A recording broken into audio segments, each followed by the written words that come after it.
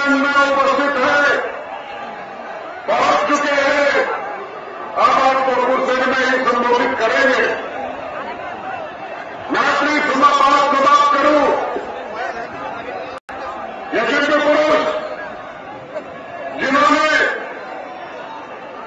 जिन शब्दों को बारे से निजे बारी छेड़े, নিজেকে প্রশিক্ষিত করার জন্য ভারত মাতার সেবার জন্য বাড়ি থেকে বেরিয়েছিলেন। উনি ফেব্রুয়ারি মাসে একটা জনসভায় বলতে গিয়ে একটু ভাবুক হয়ে গেছিলেন, আর ভাবুক হয়ে বলেছিলেন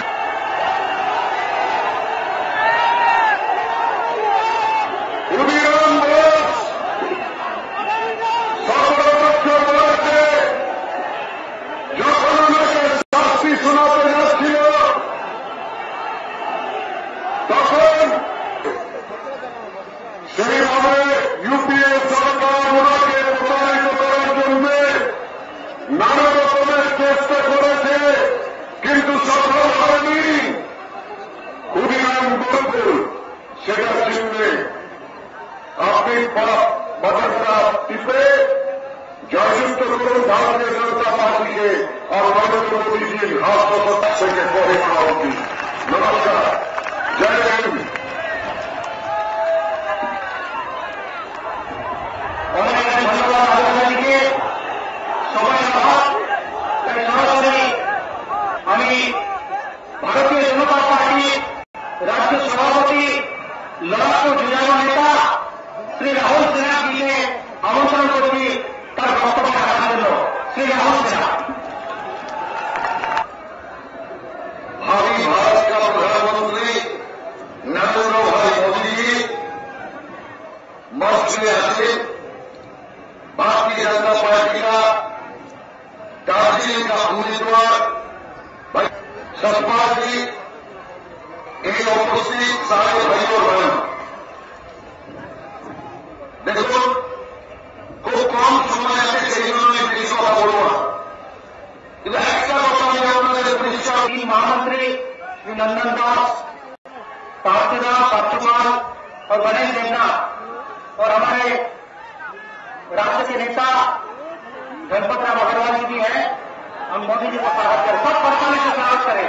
स्वागत है, स्वागत है, स्वागत है, स्वागत है, स्वागत है, स्वागत है, स्वागत है, स्वागत है। बोलो भारत माता की, भारत माता की। बहुत बहुत धन्यवाद। अब मैं मोदी जी को आमंत्रण करता हूं अपना विचार रखने के लिए।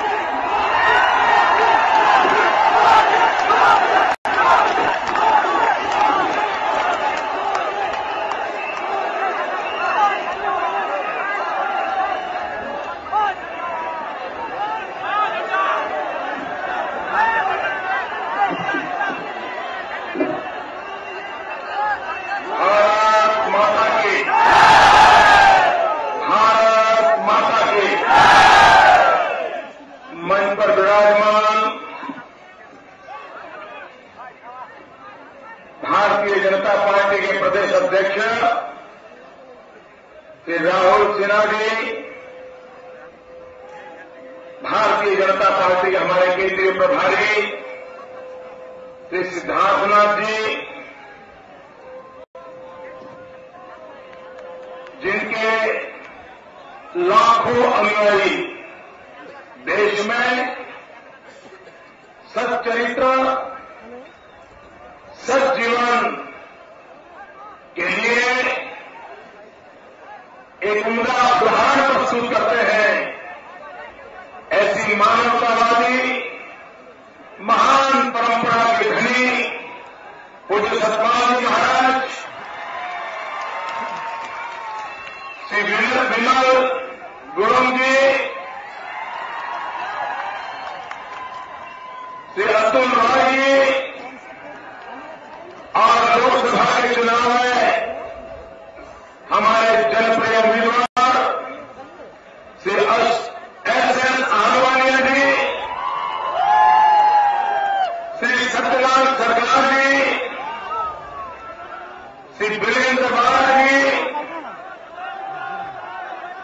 नरेंद्र जी बोस, श्री अरविंदो, मंच पर विराजमान सभी वरिष्ठ महानुभाव, भाइयों बहनों, मेरी चारों तरफ लोग ही लोग नजर आ रहे हैं।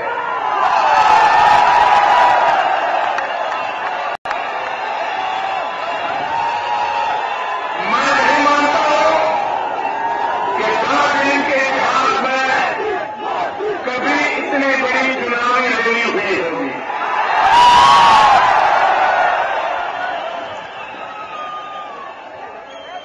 ये हवा का रुख बताता है नतीजे क्या आने वाले हैं।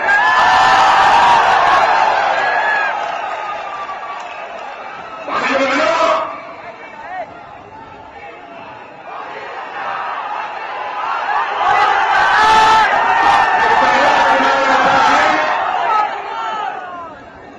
जो राजनीतिक दल नहीं लड़ रहे हैं, कोई प्रत्याशी चुनाव नहीं लड़ रहा है, लेकिन ये पहला चुनाव है जो देश की जनता लड़ रही है।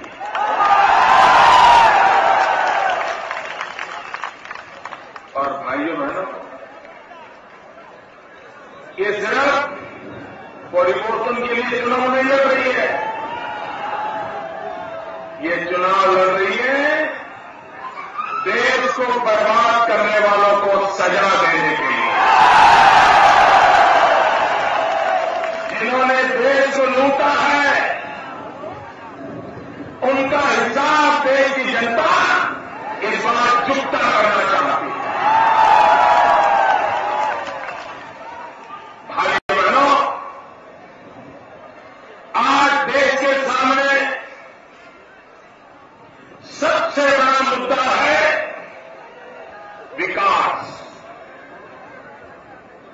हमारी सारी बर्बादी का कारण यही है कि राजनीतिक नेताओं ने, राजनीतिक दलों ने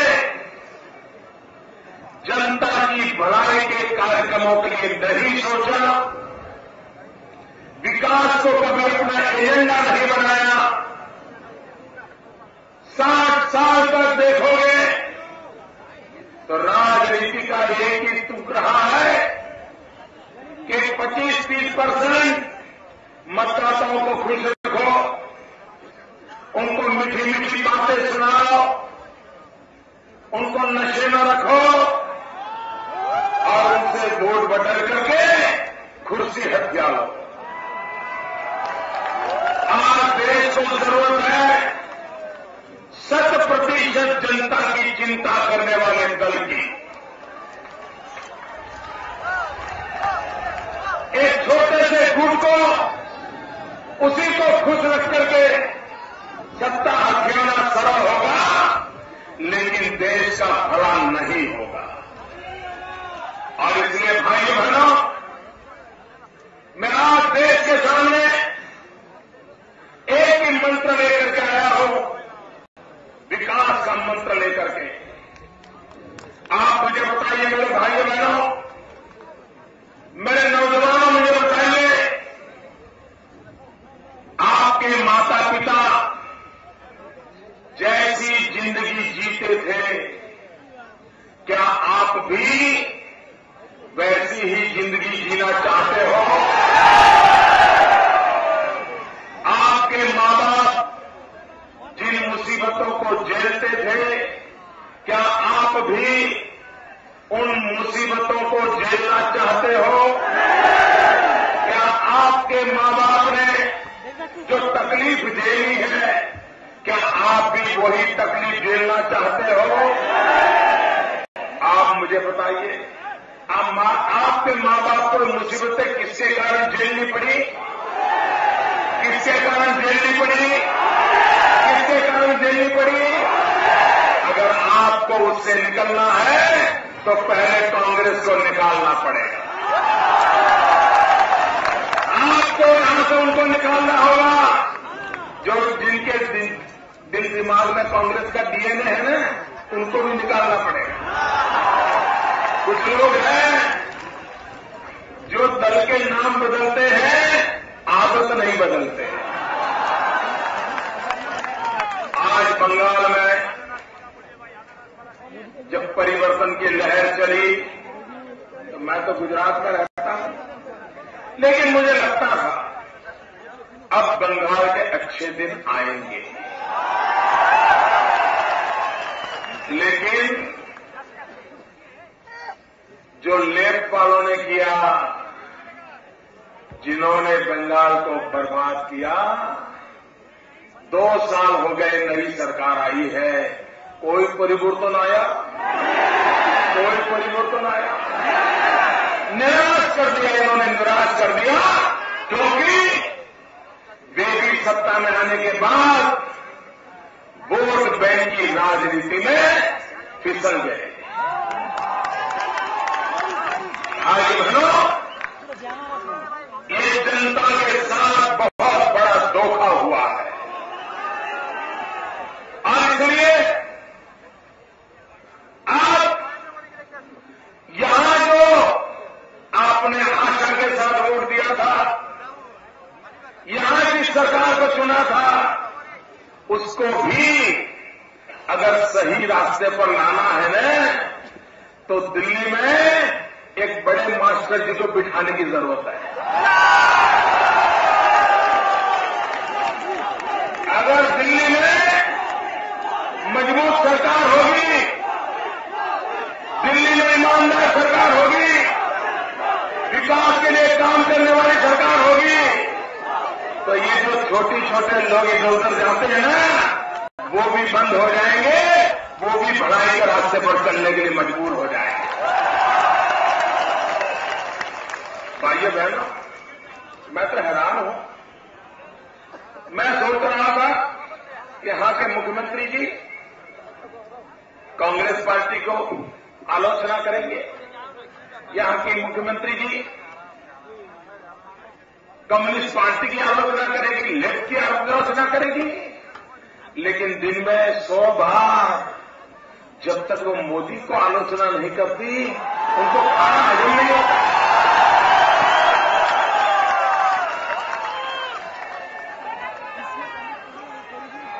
भाइयों बहनों, ये वोट बैंक की राजनीति का खेल है। अगर अच्छा होता, पश्चिम बंगाल छोटे छोटे राज्यों के साथ विकास की स्पर्धा करता,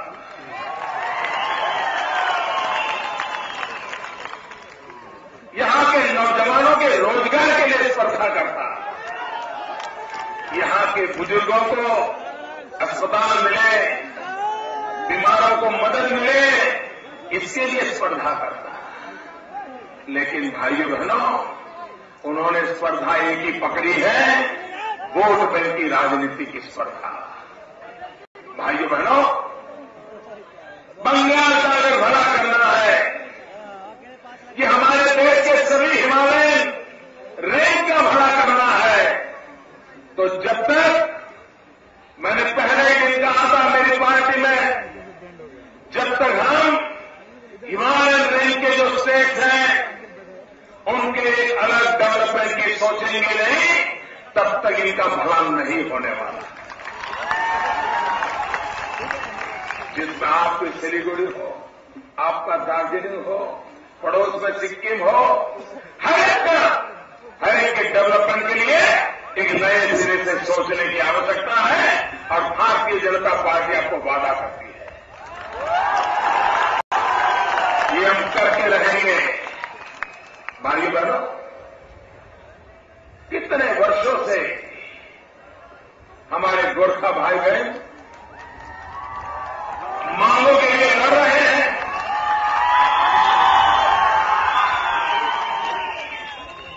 हिंदुस्तान में आज कोई कोना ऐसा नहीं होगा जहां पर मेरा कोई न कोई गोरखा भाई काम न करता हो।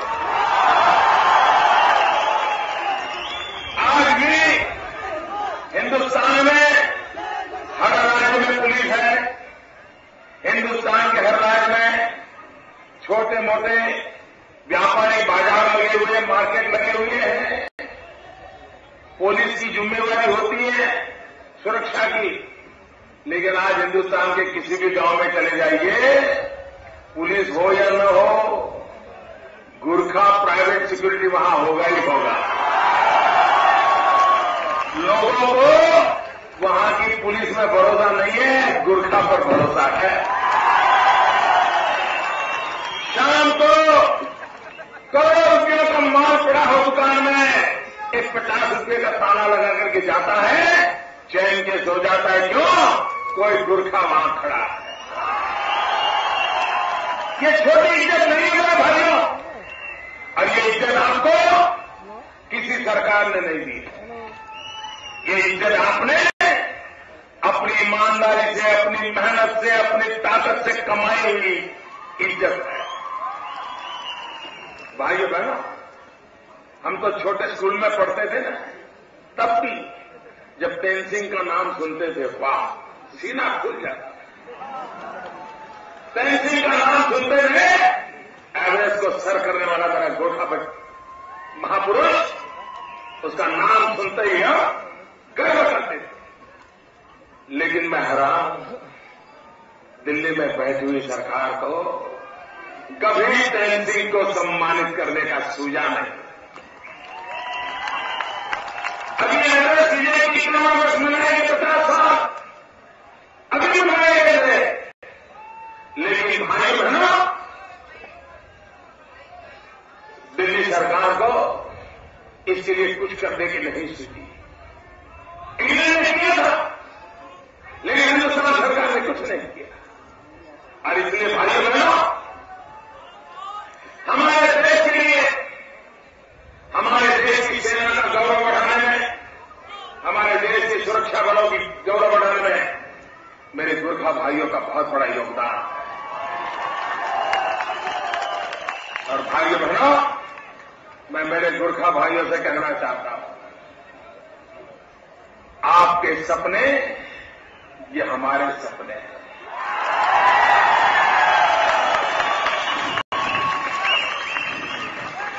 आप सम्मान से जिए, आपके अधिकारों की रक्षा हो,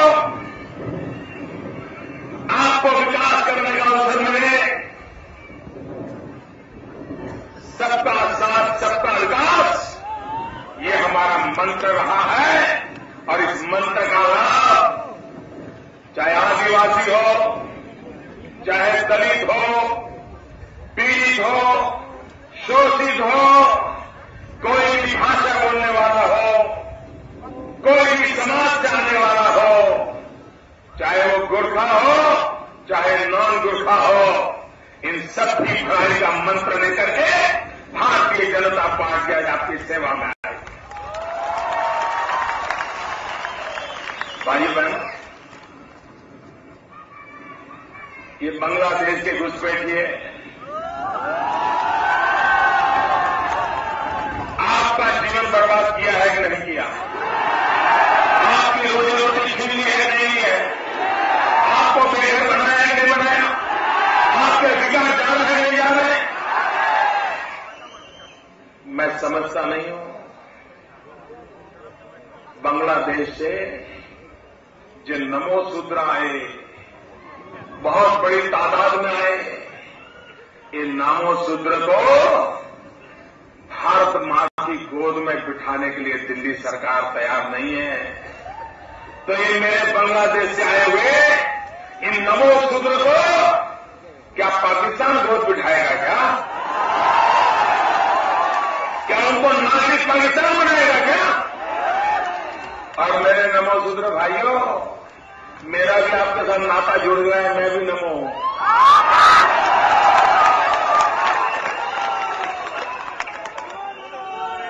और इसलिए भाइयों बहनों, ये मैं साफ मानता हूं, एक भारत सार्वभौम देश है, ये हर हिंदुस्तानी का देश है। ये कभी भी विदेशियों की घुसपैठ को सहन नहीं कर सकता।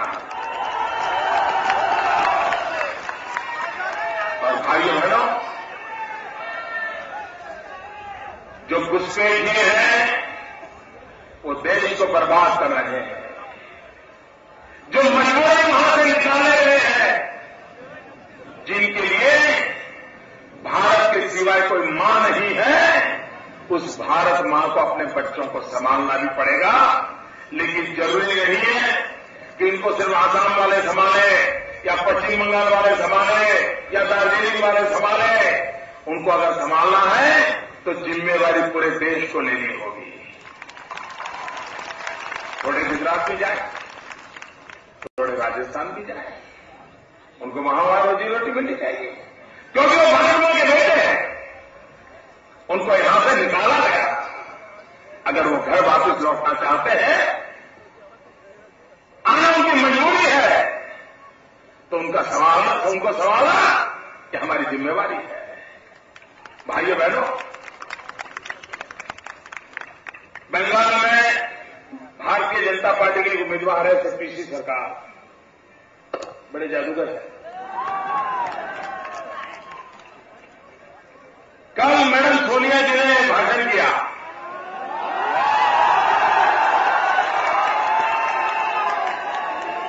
उन्होंने कहा कि बीजेपी एक ऐसे मैजिशियन को लाई है जो सब समस्याओं को दूर कर देगा। मैडम सोनिया जी,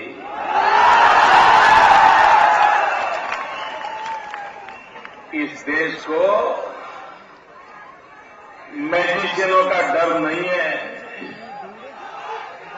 इस देश को मैजिशियनों की चिंता नहीं है। हमारा देश तो डरा हुआ है ब्लैक मैजिक से। देश पिछले 10 साल से यूपीए सरकार के ब्लैक मैजिक को देख रहा है। ये ऐसा ब्लैक मैजिक है जैसे जादूगर मंच पर से कार को गुम कर देते हैं, ऐसे ये ब्लैक मैजिशियन नौजवानों के रोजगारों को गुम कर दिया। इन मैजिशियनों ने, ये ब्लैक मैजिशियन ने किसानों का जीना मुश्किल कर दिया। ये ब्लैक मैजिशियन ने दिल्ली में मेरे नॉर्थ ईस्ट के बच्चों की रक्षा करना गुम कर दिया। भाइयों बहनों, देश को ब्लैक मैजिक वालों से बचाना है।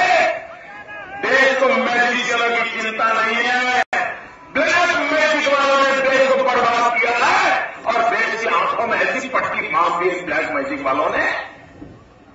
10 साल हो गया, कोई कांग्रेसी कुछ भी देख ही नहीं पाता है।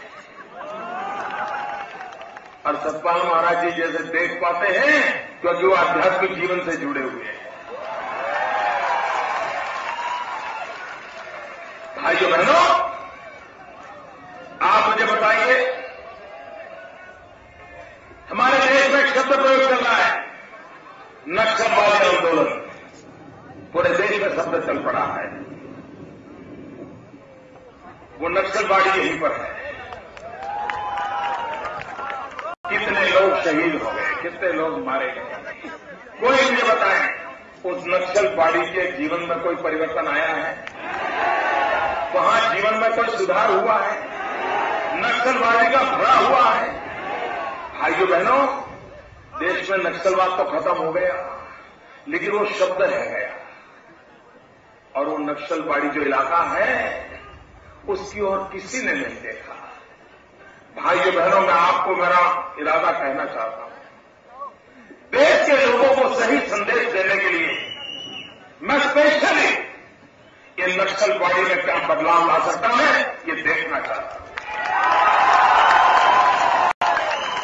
और देश को मैं बताना चाहता हूं, कृपा करके आज जो माहौल चल रहा है, ये चीन का खेल जो चल रहा है, निर्दोषों को गोलियों से भून दिया जाता है, पशुपति से तिरुपति तक जो रेड कॉरिडोर बना दिया गया है, हिंदुस्तान की धरती को रक्त से रंग दिया गया है, वो नक्सलवाद नहीं है, वो माओवाद है।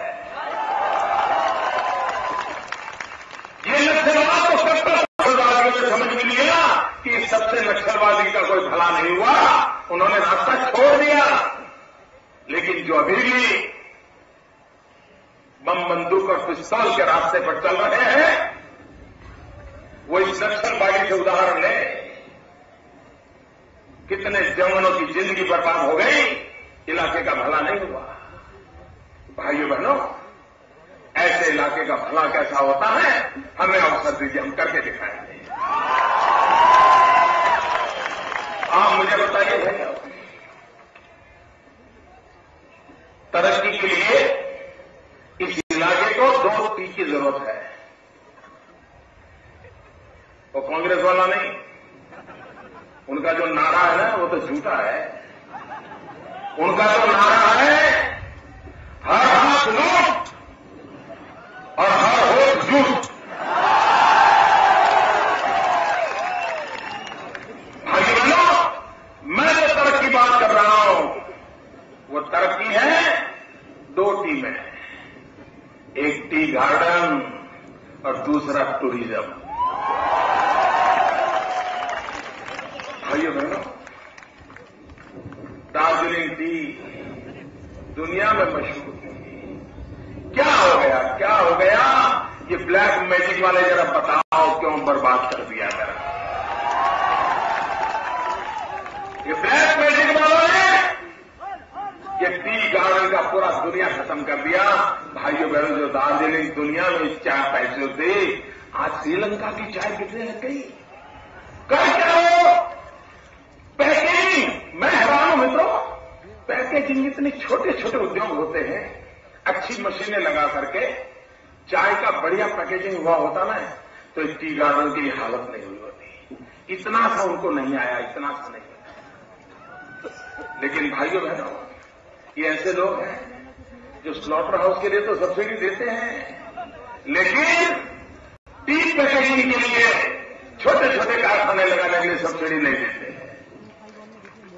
मेरे टी गार्डन का कर्मचारी और ये सरकार बैठे, परिवर्तन की सरकार, ये लिखते से इतनी बड़ी बातें करते थे। यहां का टी गार्डन का मजदूर का सबसे ज्यादा शोषण हुआ, सबसे ज्यादा उसकी तबाही हुई। भाइयों बहनों, टी गार्डन के मजदूरों की चिंता करने की आवश्यकता है, टी गार्डन के उद्योग को विकसित करने की आवश्यकता है। और भाइयों बहनों, मेरी पहली पसंद है टी, क्योंकि मैं तो अगर चाय न होती, चाय बेचने का मुझे मौका न मिलता,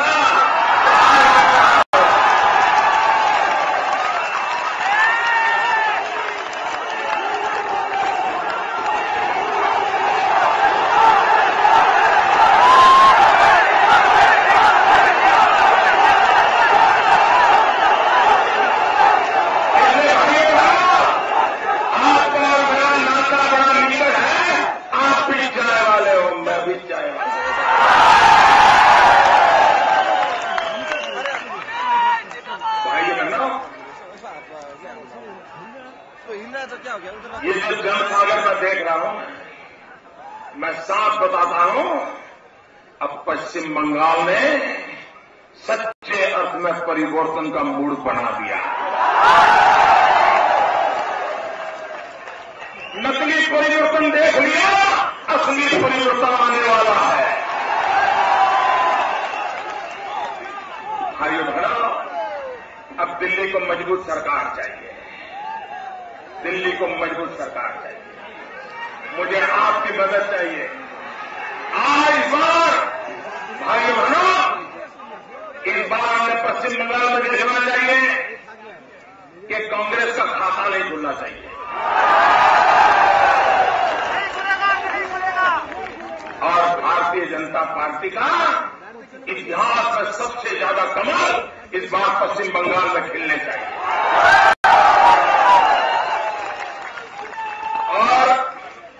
मुख्यमंत्री जी, लेफ्टिस्ट लोग कांग्रेस के ब्लैक मैजिक के सेंसरों, कान खोल करके सुन लो, आप जितना कीचड़ उछालोगे कमल उतना ही ज्यादा खिलने वाला है।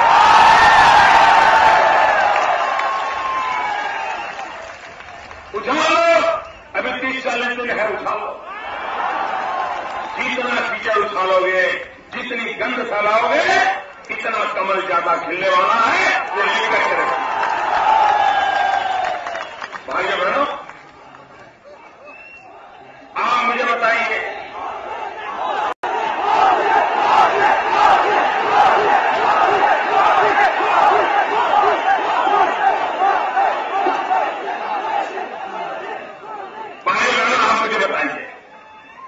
आपको दिल्ली में कैसी सरकार चाहिए? कैसी सरकार चाहिए? कैसी सरकार चाहिए? अरे मैं ये नहीं पूछ रहा हूं किसकी सरकार चाहिए, मैं ये पूछ रहा हूं कैसी सरकार चाहिए। भाई बहनों, आप मुझे बताइए, क्या दिल्ली में आपको गूंगी बहरी सरकार चाहिए? दिल्ली में आपको मजबूर सरकार चाहिए? दिल्ली में आपको रिमोट कंट्रोल वाले सरकार चाहिए? दिल्ली में आपको लूली लंगड़ी सरकार चाहिए? दिल्ली में आपको बैठक पर चलने वाली सरकार चाहिए? दिल्ली में आपको अपाही सरकार चाहिए? आपको मजबूत सरकार चाहिए कि नहीं चाहिए? अगर सरकार मजबूत होगी तो देश मजबूत होगा मेरे भाई। और इसलिए मैं आज पश्चिम बंगाल के विशेष प्रार्थना करने आया हूं। मैंने पश्चिम बंगाल के भाइयों बहनों, आपने 60 साल तक शासकों को चुना है, एक बार सेवक को चुन करके देखो। आपने 60 साल कांग्रेस को दिए हैं, 60 महीने मुझे दे करके देखो। आपके 60 साल बिगड़ चुके हैं, मैं 60 साल 60 महीने में आपकी दुनिया फिर से बनाने की कोशिश करूंगा। भाइयों बहनों, हमारे भारतीय जनता पार्टी के तीनों उम्मीदवार, उन सबको विजयी बनाइए। सरकार आइए, आइए आइए, आ जाइए।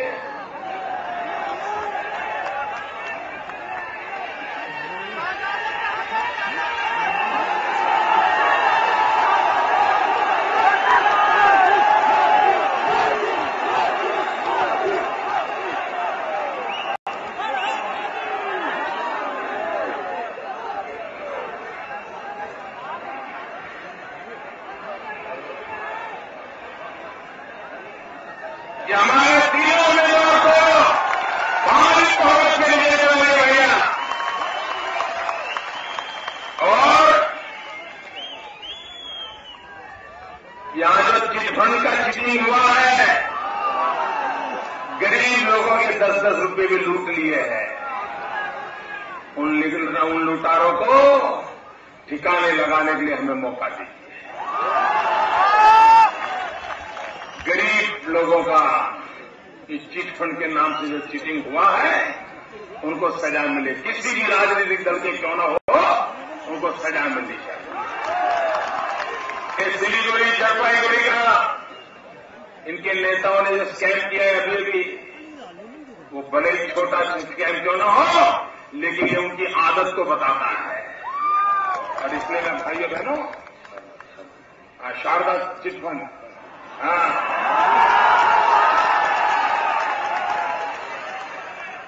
इसलिए तो मैं कह रहा हूं, इनको सजा होना जरूरी है।